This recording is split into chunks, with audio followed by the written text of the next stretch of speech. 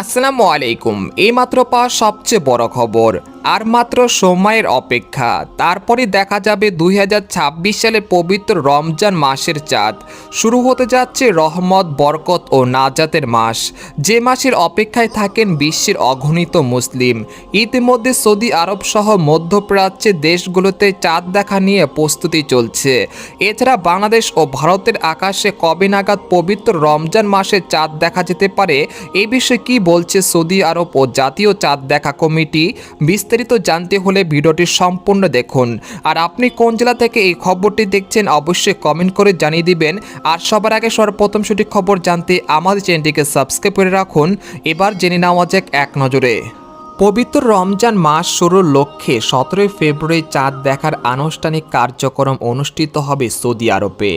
দেশটিতে মঙ্গলবার 17 ফেব্রুয়ারি 29 শাবান সূর্যাস্তের পর অনুমোদিত পর্যবেক্ষকদের মাধ্যমে রমজানের চাঁদ দেখার চেষ্টা করা হবে।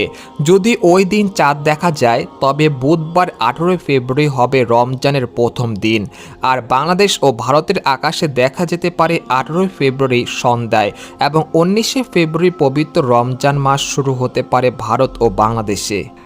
এদিকে আকাশ পরিষ্কার থাকলে আগামী 18 ফেব্রুয়ারি সন্ধ্যায় দেশের আকাশে পবিত্র রমজান মাসে চাঁদ দেখা যেতে পারে।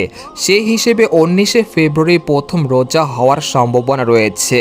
তবে 17 ফেব্রুয়ারি নতুন চাঁদ তৈরি হলেও সেদিন দেশের আকাশে তা দেখা যাওয়ার সম্ভাবনা নেই। সকল কিছু নির্ভর করবে আকাশের অবস্থার উপরে। এদিকে রোজার শেষে পবিত্র ঈদ উল ফিতর পালিত হয়। জ্যোতির্বিজ্ঞানীদের গবেষণা অনুযায়ী সম্ভবত ঈদ উল ফিতর 19 বা 20 মার্চ বৃহস্পতিবার অথবা শুক্রবার 2026 দেখা যাবে চাঁদ দেখার সাপেক্ষে। অর্থাৎ বলা যাচ্ছে যে আগামী 19 বা 20 মার্চ পবিত্র ঈদ উল ফিতর উদযাপিত হতে পারে। আল্লাহ তাআলা আমাদেরকে এবারের সকল রোজা রাখার তৌফিক দান করুক, আমিন।